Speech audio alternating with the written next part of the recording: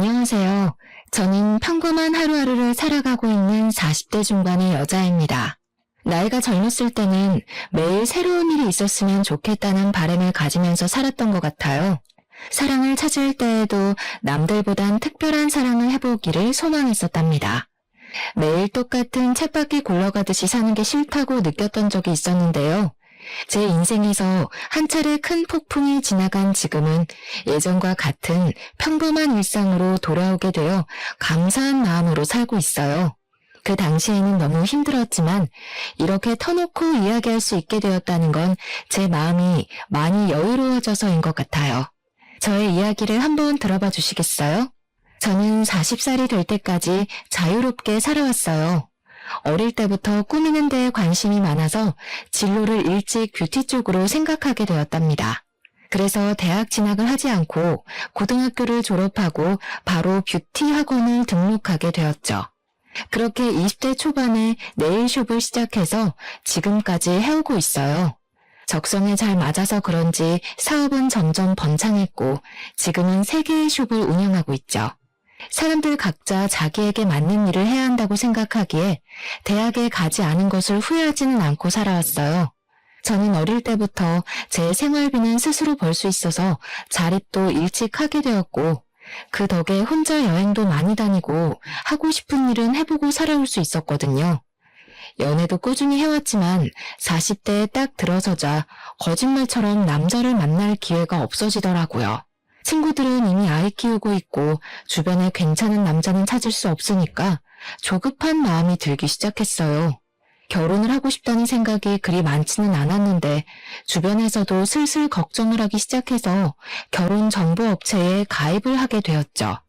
몇 번 주선해주는 분들을 만나봤지만 제 마음에 들지는 않더라고요. 이럴 바엔 살던 대로 혼자 편하게 살자는 생각이 점점 커져갔고 마지막이란 생각으로 소개팅을 나가게 되었죠. 거기에서 지금의 남편을 만났답니다. 저보다 1살이 많았는데 풍기는 분위기가 학구적이라 그런지 나이보다 어려 보이더라고요. 술도 별로 좋아하지 않고 담배도 하지 않는 점이 가장 마음에 들었네요. 중소기업에 다니고 있다는데 연봉은 나이에 비해 솔직히 많이 모자랐지만 제가 사업을 하니까 금전 문제는 저에게 크게 중요하지 않았어요. 어리숙한 모습이었지만 우리나라에서 가장 명문대인 S대를 나왔더라고요. 자신과 반대인 사람이 끌리는 법이라고 제가 공부 쪽엔 재능이 없어서 남편에게 호감이 크게 느껴지기 시작했답니다. 그 후로 제가 더 적극적으로 나서서 데이트를 시작하게 되었어요. 제가 가만히 있으면 남편은 연락도 안 하고 아무것도 안 할 것 같더라고요. 그렇게 6개월의 짧은 연애를 했고 서로 나이도 있으니 결혼까지 빠르게 이어지게 되었답니다. 시댁은 그럭저럭 여유가 있는 평범한 집안이었는데 살고 있는 아파트가 자가라는 것만 알고 사실 자세한 건 알지 못했어요. 남편이 말수가 진짜 적어서 물어봐도 대답도 시원하게 안 해줬고요. 시부는 회사를 다니다 이미 오래전에 퇴직하고 노인대학에서 강의를 종종 하신다는데 남편과 같은 명문대를 나왔더라고요.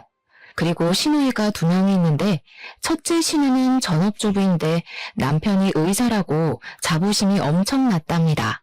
솔직히 재력이 있는 집안도 아닌데 어떻게 의사 사위를 돕나 궁금했었는데요. 신우도 알아주는 대학교를 졸업했는데 거기서 지금의 남편을 만나 연애를 오래 하고 결혼했다네요. 신우가 첫째 신우 자랑이 대단해서 신우가 한번 집에 오면 공주 행차하는 것처럼 대접을 하더라고요. 첫째 신우 온다는 날에는 밥상에 소갈비찜은 기본이고 메뉴가 달라졌답니다. 둘째 신우는 2년째 미국의 유명 대학에서 박사과정 밟고 있어서 결혼식에도 오지 않았어요. 왔다 갔다 하는 비용이 더 든다고 하더니 제가 항공권 사준다니까 바로 불이 나게 오라고 전화하더라고요. 근데 둘째 신우가 시험이 코앞이라 못 온다고 수학이 너머로 어찌나 짜증을 내던지 제가 다 민망하더라고요. 자식들 모두 명문대를 나왔다는 게 신우에게는 인생의 최고 업적이자 자랑인 듯 보이더라고요. 시댁 갈 때마다 저한테 자랑을 얼마나 하는지 레퍼토리를 외울 지경이었답니다. 너 남편이 어렸을 때부터 영재 소리를 들었다. 고등학교 때는 주변 엄마들이 어떻게 공부시키는데 맨날 1등이냐고 물어봐서 밖에 나가는 게 힘들었어. 아유, 엄마들마다 돌아가면서 과일 사다 주고 케이크 사다 주고 얼마나 귀찮았는지. 셋 다 좋은 대학 나온 건 부모님 머리를 물려받아서 그런가 봐요. 아버님도 좋은 대학 나오시고 어머님도 같은 대학 나오셨어요? 넌 뭘 그렇게 꼬치꼬치 하려고 그러니?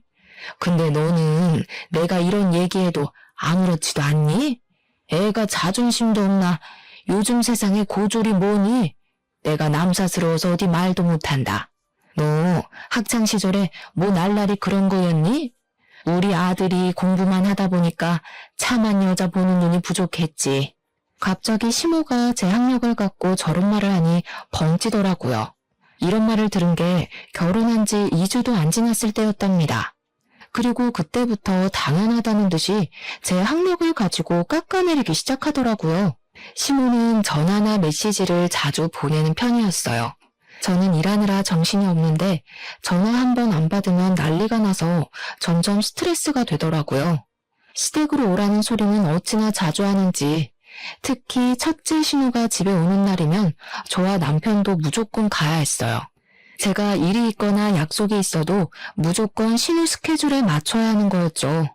우리 남편이 실력이 좋아서 예약이 너무 밀리는 거야. 이럴 거면 그냥 개원해서 크게 하는 게 맞는 것 같지?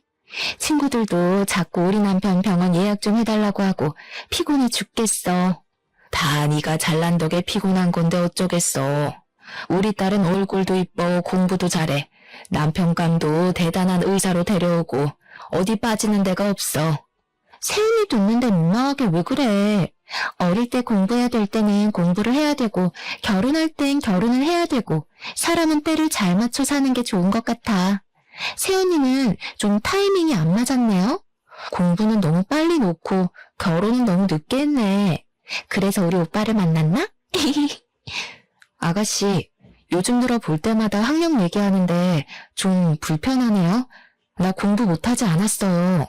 하고 싶은 일이 있어서 빨리 시작한 거지 대학 못 간 게 아니에요. 말 좀 가려서 해요.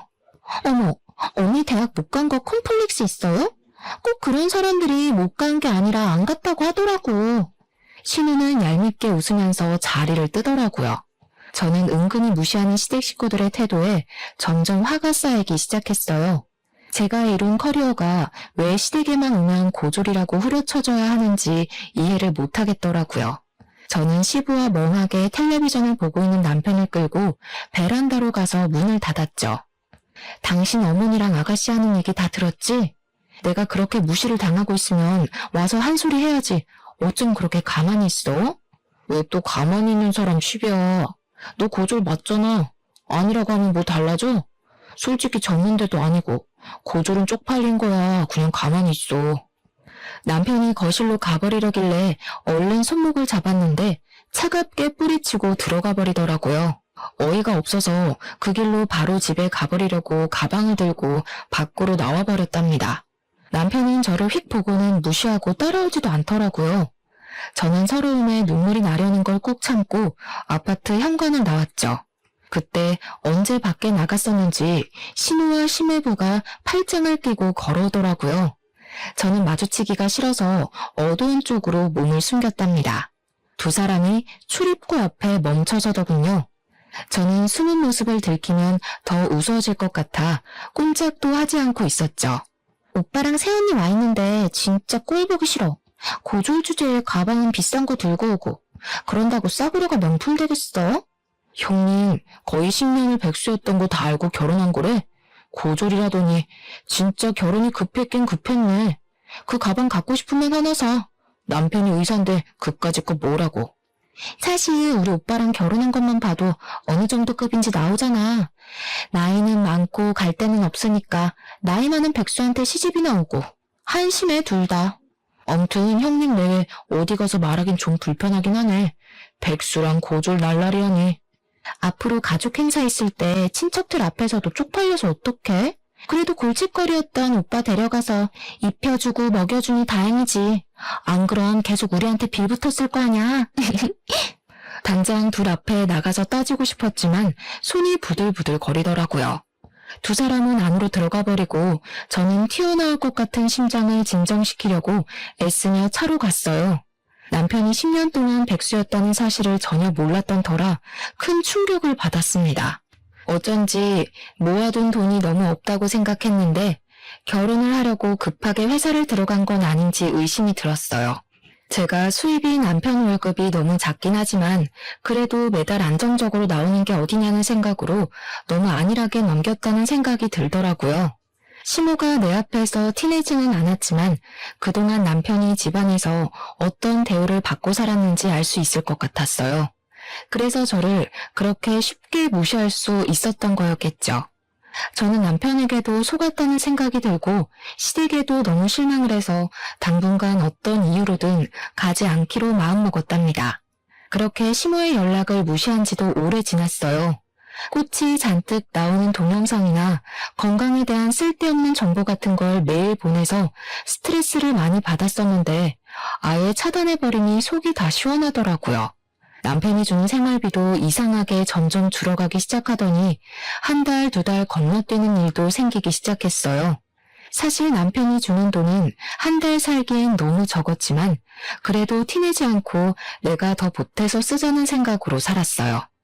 제가 거의 3배는 더 쓰면서 가정을 꾸려가고 있는데 남편에게 싫은 소리 한 번도 한 적 없답니다. 하지만 남편이 숨겼던 과거를 알게 되자 점점 정이 떨어져서 저도 싫은 소리를 하게 되더라고요. 월급은 매달 똑같은데 왜 생활비는 매달 다르게 주는 거야? 어디 다른 데 쓰고 다녀? 쓰긴 뭘 써. 야근하고 그러면 월급 더 나오는 거고 암튼 다 달라. 넌 회사 다녀본 적도 없으면서 뭘 한다고 그래? 너 돈 좀 번다고 유세 떠냐? 말 다 했어? 한 달에 생활비가 얼마나 드는지 알기나 해? 배달시켜 먹는 것만 해도 당신이 주는 생활비 다 써.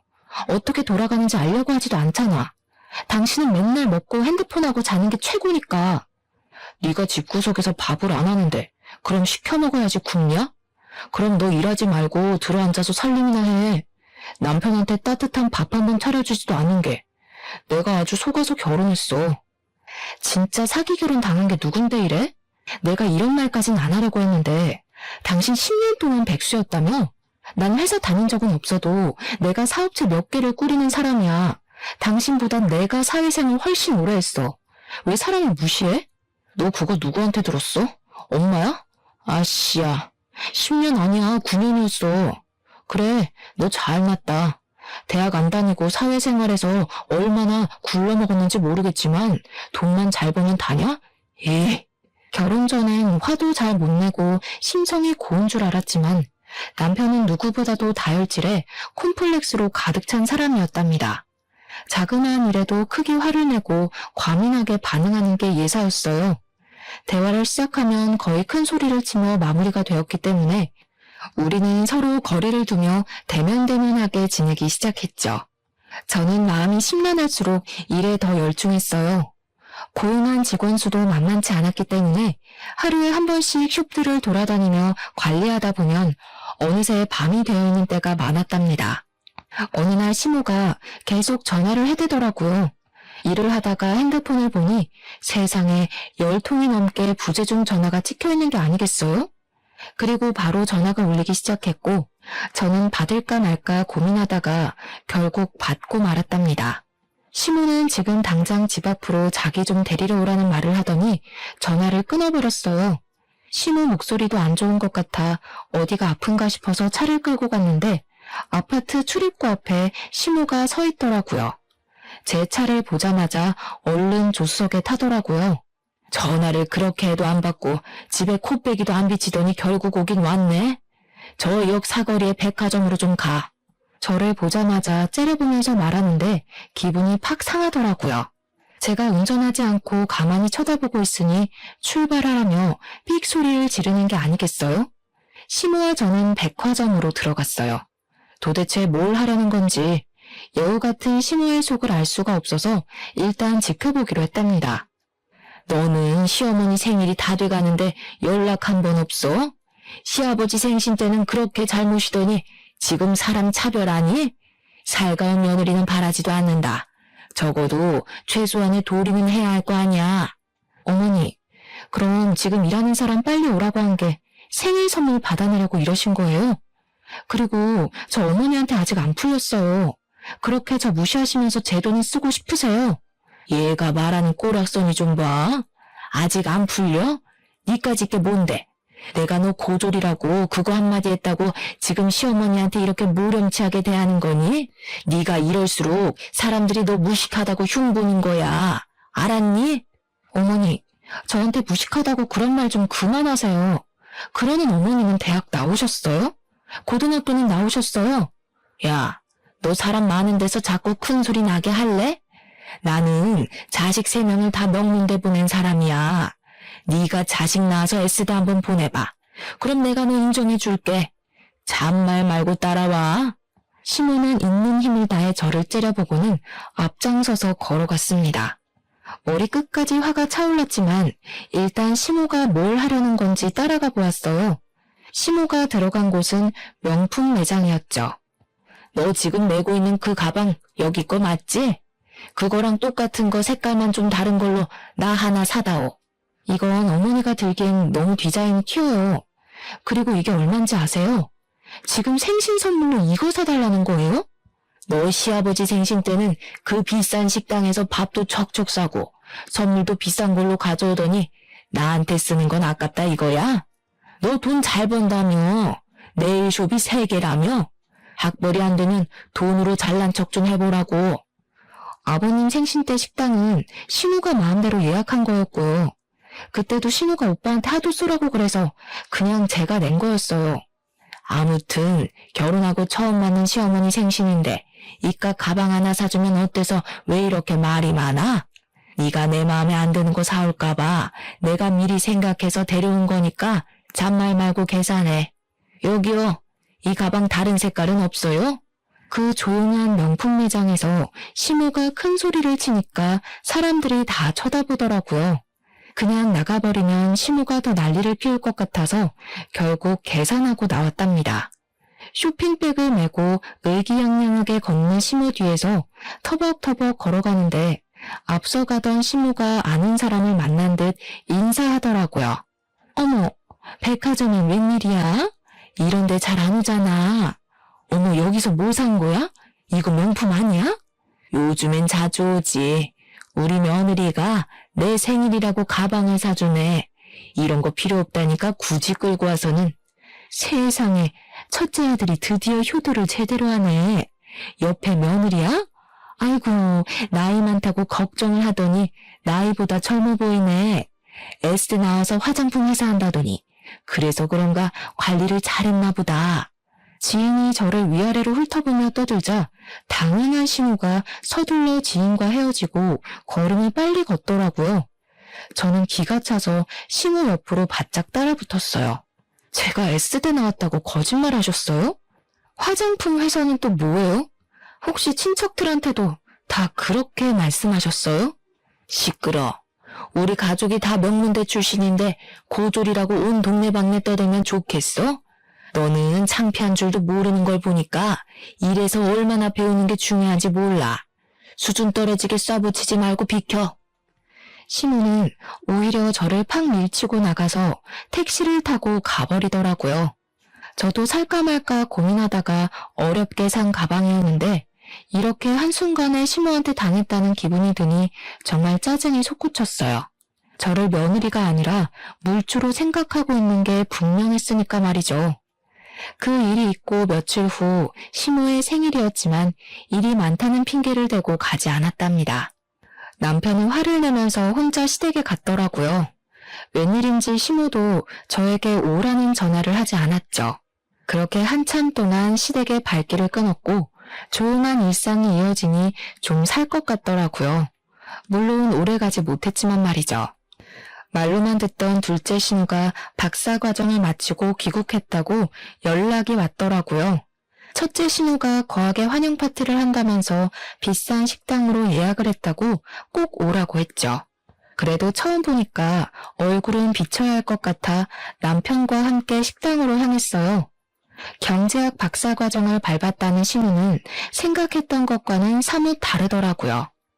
나이가 30대 초반인데 머리도 노랗게 염색했고 짧은 치마를 입고 있어서 사실 좀 당황스러웠죠.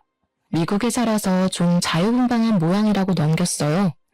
계속 핸드폰만 들여다보고 있길래 문제라도 생겼나 했는데 SNS를 그렇게 보고 있더라고요. 아, 새언니 네일숍 한다면서요? 앞으로 네일 공짜로 하겠네. 너무 좋다. 숍이 어디에 있어요? 근데 예약제라서 미리 예약을 하셔야 돼요. 그리고 직원들이 하는 거라 돈은 다 내야 돼요, 아가씨. 듣던 대로 새언니 좀 팍팍하다. 나는 그런 성격 별로던데. 근데 언니, 영어 잘해요? 뜬금없는 대답에 제가 멀거니 있으니까 첫째와 둘째 신우가 저를 보며 비웃더라고요. 그러더니 자기들끼리 영어로 대화를 하기 시작하는 게 아니겠어요. 저를 힐끗힐끗 보면서 둘이 어깨를 쳐가며 웃고 영어로 계속 말을 하는 게 당연히 제 얘기를 하는 거잖아요. 신우가 둘이 되니까 이제 이렇게도 무시를 하는구나 싶어 기가 차서 헛웃음이 나오더라고요. 계속 같이 있다간 안 좋은 꼴을 볼 것 같아서 식사 도중에 그냥 저만 나와버렸답니다. 남편은 비싼 밥 얻어먹느라 가는 저는 신경도 안 쓰더라고요. 그렇게 둘째 신우와의 악연이 시작되었던 것 같네요. 얼마 지나지 않아 일이 터지고 말았죠. 출근하려고 준비를 하는데 둘째 신우 전화가 오는 거예요. 다짜고짜 급하다면서 숍 이름하고 주소를 물어보더니 끊어버리더라고요. 결국은 와서 내일을 하려나 보다 싶어 그냥 직원에게 당일에 온다고 해도 받아주라고 말해두려고 했죠. 그렇게 몇 시간 후에 직원이 다급한 목소리로 전화가 왔는데 무슨 이벤트 당첨자라면서 예약을 한다는 전화가 왔다는 거예요. 저는 들어본 적도 없는 얘기니까 거절하라고 하고 끊었답니다. 무슨 영문인지 알 수가 없어서 어디서 계약했던 내용이 있었나 확인해 보려는데 신우가 또 전화가 왔더라고요. 언니, 예약 거절했다는 게 진짜예요? 지금 당첨자가 나한테 메시지 보내고 난리 났다고요. 아가씨 알아듣게 좀 말해요. 무슨 당첨자요? 그런 이벤트 했다는 게 아가씨가 벌인 일이에요? 일을 벌였다니 언니 말 너무 기분 나쁘게 하네요. 다 언니 잘 되라고 내가 이벤트 해준 건데 고맙다고 덥석해줄 일이지 머리가 잘 안 돌아가나 봐요? 사실 내가 SNS 하는데 팔로워가 좀 돼요. 그래서 언니 숍 홍보 좀 해주려고 내일 무료 이벤트 열어서 5명 뽑았으니까 전화 받으면 친절하게 응대 좀 해요. 이게 도대체 무슨 경우예요? 나한테 먼저 말을 하고 하던가. 말을 해도 당연히 거절했을 일인데 다짜고짜 일을 벌이면 어떡해요? 아가씨가 우리 숍 와봤어요? 무슨 콧구멍만 안 든 줄 알아요? 우리 숍 유명해서 항상 예약 꽉 차요. 이번 달도 예약 끝나서 더는 받지도 못하니까 당장 이벤트인지 뭔지 취소해요. 저는 화가 머리끝까지 나서 거칠게 전화를 끊어버렸어요. 내 학력을 가지고 무시를 하는 건 참을 수 있지만 제가 일궈놓은 사업까지 우습게 알고 자기들이 숟가락 얹어도 된다고 생각하는 게 정말 괘씸하더라고요. 그새 전화를 했더니 불이 나게 신우에게 전화가 와서 저도 한껏 따질 요령으로 받았답니다. 받자마자 당장 집으로 오라며 안 오면 네 잘난 네일숍 가서 다 엎어버리겠다고 소리를 고래고래 지르더라고요. 시댁에 들어가니 둘째 신우가 훌쩍대며 울고 있고 신우는 씩씩거리며 다짜고짜 휴지 케이스를 저한테 던지는 거예요.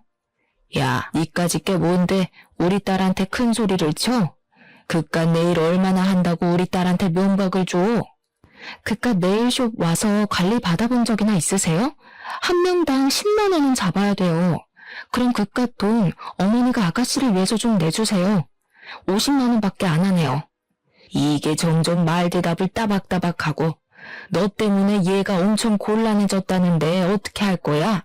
당장 이벤트인지 뭔지 해주겠다고 싹싹 빌어. 빌어야 될 건 아가씨인데 제가 정신 나갔다고 빌어요? 저야말로 업무 방해죄로 고소하고 싶은 거 참고 있으니까 더는 저 자극하지 마세요. 고작 그 말 하려고 바쁜 사람 오라고 하신 거예요? 그때 둘째 신우가 들고 있던 물컵을 제 얼굴에 착 쏟더라고요. 저는 너무 갑작스러워서 눈을 동그랗게 뜨고 신우를 쳐다봤죠.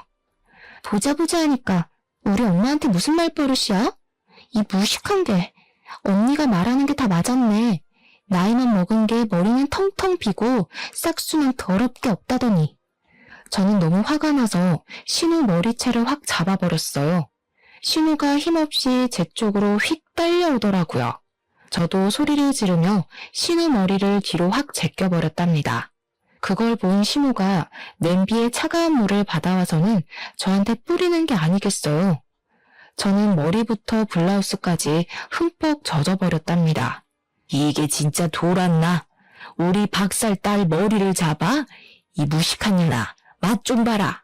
신우가 축축한 제 머리채를 세게 움켜잡고 흔들기 시작했어요. 저는 너무 아파서 비명을 질렀죠.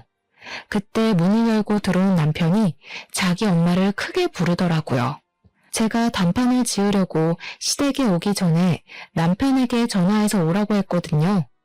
신우가 주춤하는 사이 저는 신우를 확 밀어버리고 비틀거리며 시댁을 나왔답니다.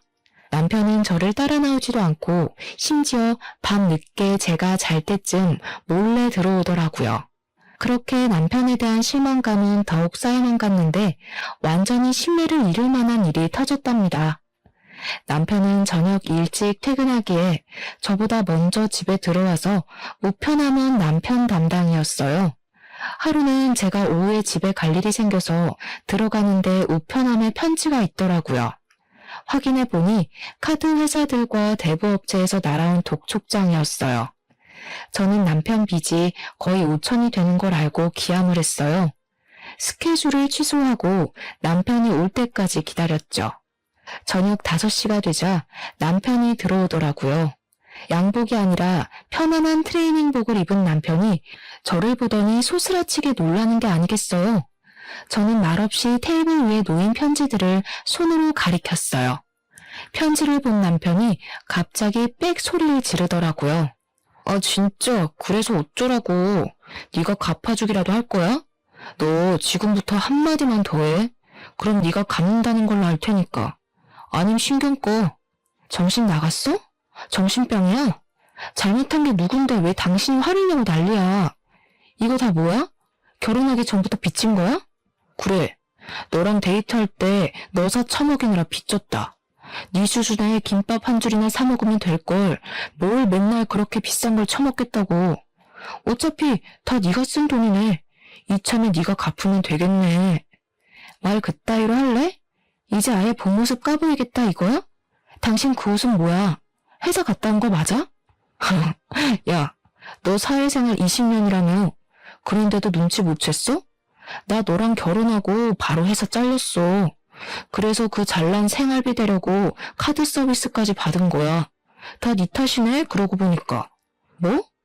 맨날 네 탓이라고 하면 다 해결되니? 이 거지 같은 인간아.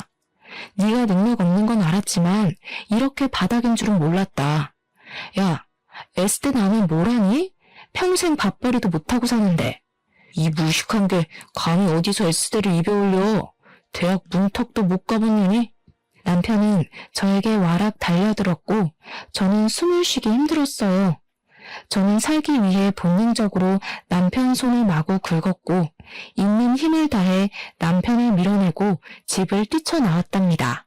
남편과 사이가 좋았다고 해도 신우의 막말과 시댁 식구의 무시 때문에 헤어질 이유가 충분한데 남편까지 바닥이었으니 더는 견딜 수가 없었어요. 이때가 남편과 헤어지기로 결심을 하게 된 순간이었어요. 그 뒤로 저는 시댁의 발길을 딱 끊었답니다. 제가 대꾸도 하지 않으니 심심해서였을까요? 무슨 신데렐라 의붓 언니들도 아니고 쇼베의 첫째와 둘째 신우가 나란히 찾아와서 안 입고 온 표정으로 저를 보고 있더라고요.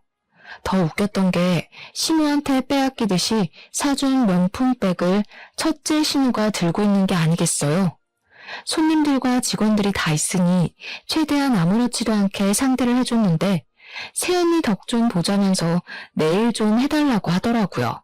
저는 숍 관리를 하다 보니 네일을 직접 한 지는 꽤 오래되었지만 예약이 꽉 차서 직원이 모자랐기 때문에 어쩔 수 없이 제가 해주기로 했답니다. 케어를 해주고 있는데 첫째 신우는 저를 마치 아랫사람 대하듯이 하대를 하는 말투와 행동을 하는 거예요. 평소에 서비스 직군 사람들에게 어떻게 행동을 하는지 딱 알겠더라고요. 뒤집어 엎고 싶었지만 직원들 눈이 있어서 꾹 참았죠. 내가 평소에 하는 데보다 못하는 것 같은데? 세연이 실력이 이런데 장사는 꽤 잘 되네. 위치가 좋아서 그런가? 역시 병원도 목이 좋은 데다가 해야 돼. 어디로 할지 머리가 아프다니까. 형부 병원 크게 개업한다면서 어디다 하려고? 우리 집 근처에서 하면 가깝고 좋잖아. 한층 다 빌려서 하는 거야?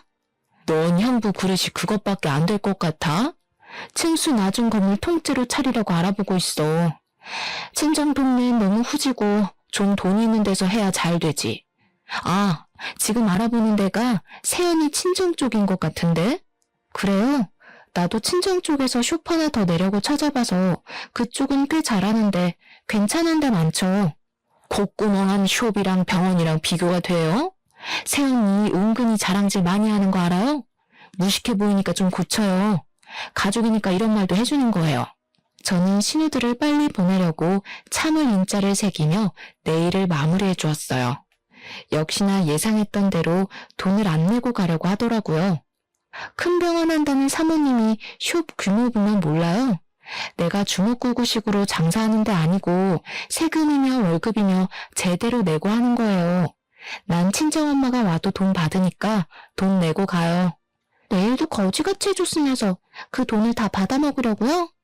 돈 어지간히 밝혀 진짜. 이래서 수준 맞는 사람끼리 어울려야 되는 건데 가족이라고. 아, 이깟 돈 내면 그만인데 세연이 태도가 너무 재수없어서 절대로 돈 못 주겠네. 꼬우면 경찰 부르던가. 첫째 신우가 카운터에 놓여있는 명함이며 물건들을 바닥으로 던지기 시작하는데 정말 미치겠더라고요. 손님들이 놀라서 웅성대니까 매니저가 저에게 급히 달려왔답니다. 저는 결국 돈 받는 걸 포기하고 신우들을 출입문 쪽으로 끌고 나갔어요. 야, 이 거지 같은 것들아.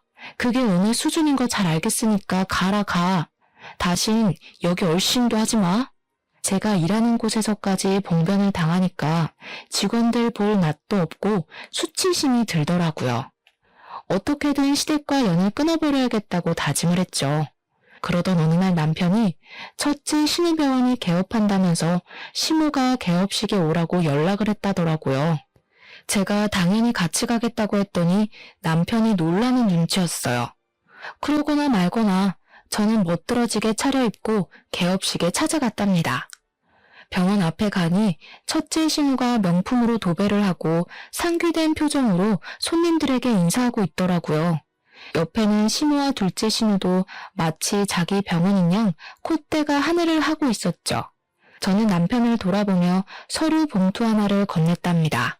남편은 서류를 확인하더니 황당한 표정을 짓더라고요. 뭔 그런 얼굴로 봐?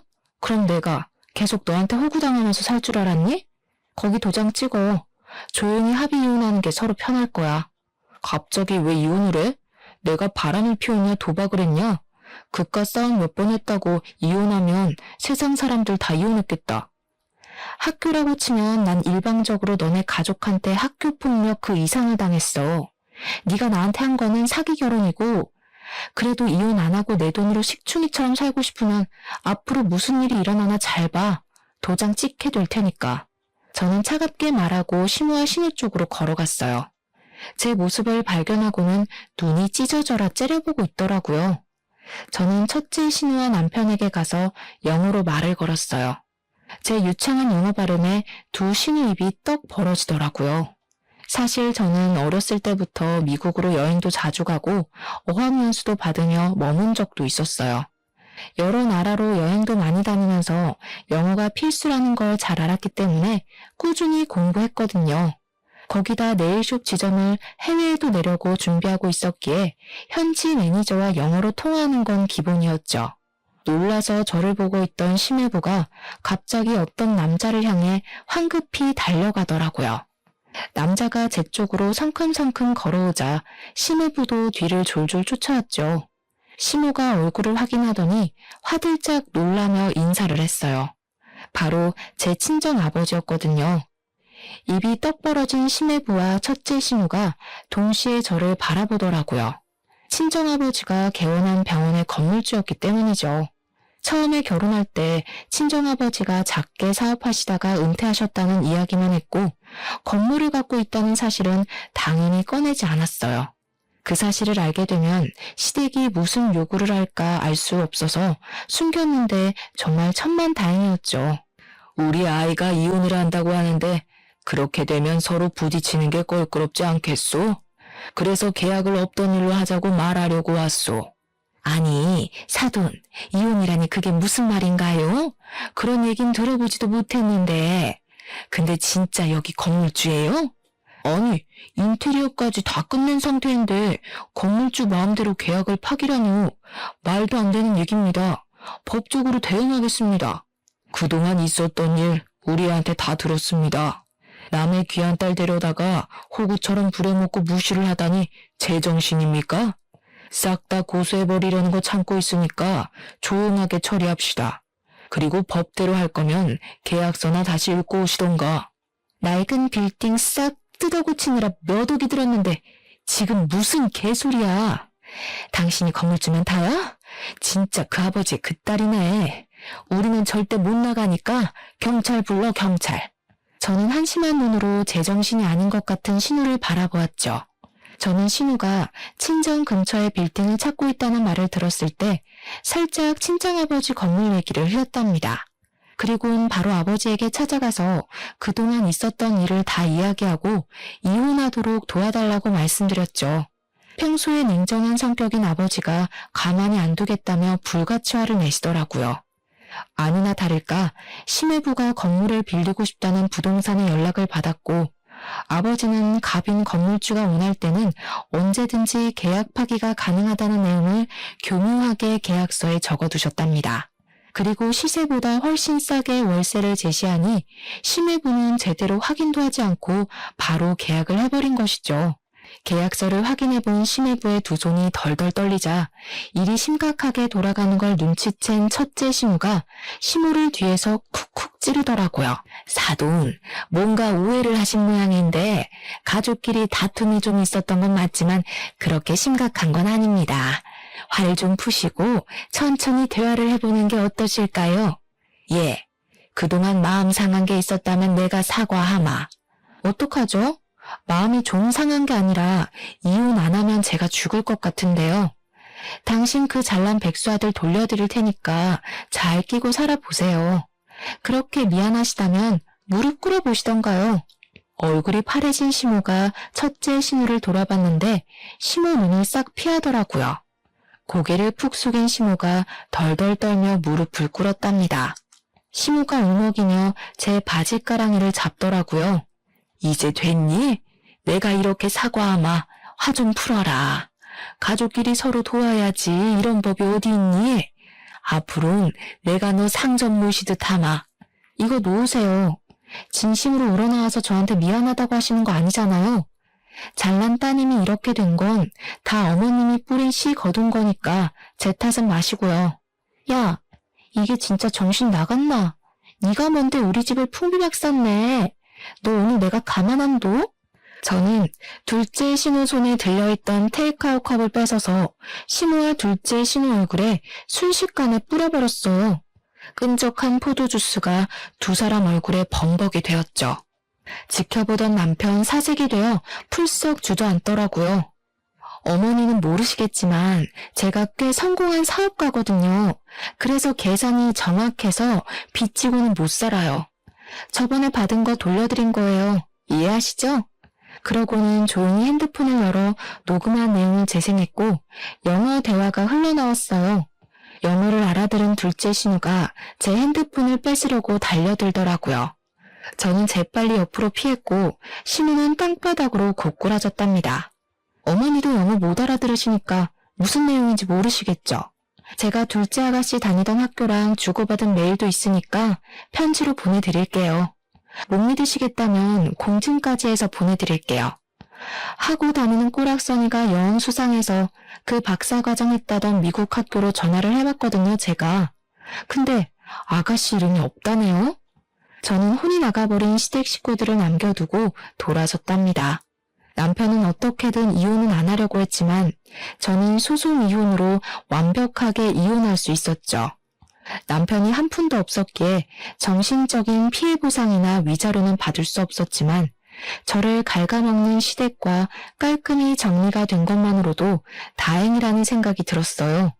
소송 과정에서 알게 되었는데 병원을 무리하게 개원하느라 막대한 빚을 졌던 첫째 신우는 살던 아파트까지 처분해야만 했고 첫째 신우한테 돈을 빌려줬던 시댁도 빚더미에 올라앉았다고 하더라고요. 전 남편은 여전히 백수로 지내며 늙은 시부모에게 빈대부터 살고 있고요. 둘째 신우는 미국에서 대학 합격했다고 거짓말하고 유학비 받아 흥청망청 유흥을 즐기며 살았던 게 들통나서 집에서 쫓겨나서 지금도 행방을 모른다고 하네요. 저는 여전히 숍을 운영하면서 바쁘게 살고 있고 가끔 혼자 여행을 다니며 재충전하는 것을 낙오로 여기고 있답니다. 결혼을 하고 그 사람의 가족을 받아들이는 건 정말 중요한 일이고 인생이 바뀔 수도 있는 사건인데요. 저는 남들이 정해놓은 기준에 맞춰 살아가려고 너무 성급한 선택을 했던 것 같아요. 폭풍 같던 시간을 지나온 자신을 더 소중히 여기고 이제는 저만의 박자에 맞추어 여유 있게 살아가 보려 한답니다. 여러분도 제 사연을 듣고 현재의 일상에 더욱 감사하는 마음을 가져보셨으면 좋겠어요. 들어주셔서 감사합니다.